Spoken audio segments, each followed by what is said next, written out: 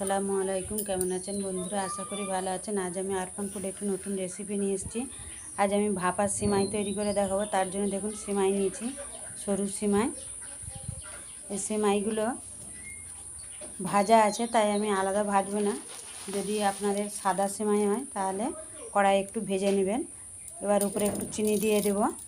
চিনিটাও নিজেদের স্বাদ অনুযায়ী দেবেন।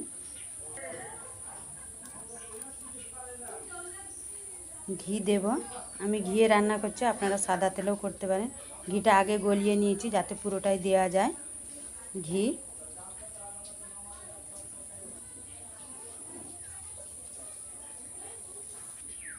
দুটো তেজপাতাকে আমি এইভাবে ফাটিয়ে নিয়েছি।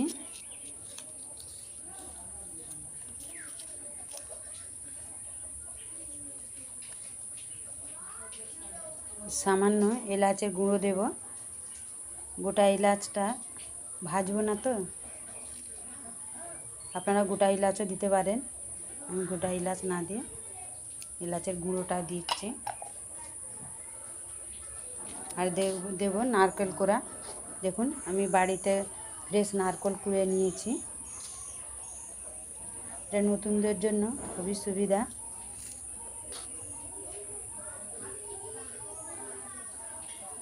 অনেক সময় সিমাই রান্না করতে গেলে পানি বেশি হয়ে গেলে ঝরঝরে হয় না।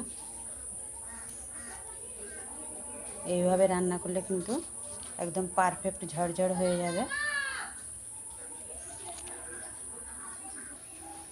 এবার গ্যাসে আমি পানিটা আগে থেকে দিয়ে দিয়েছি, পানিটা ফুটে গেছে। এবার একটা স্ট্যান্ড দিয়ে দেব, দিয়ে এই প্লেটটা বসিয়ে দেব।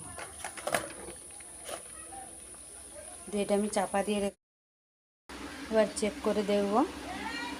দেখুন এটা আমার হয়ে গেছে। দেখুন কমে গেছে, দেখে বুঝতে পারছেন। এবং এটাও কতটা ঝরঝরে হয়েছে আপনাদের দেখাচ্ছি। দেখুন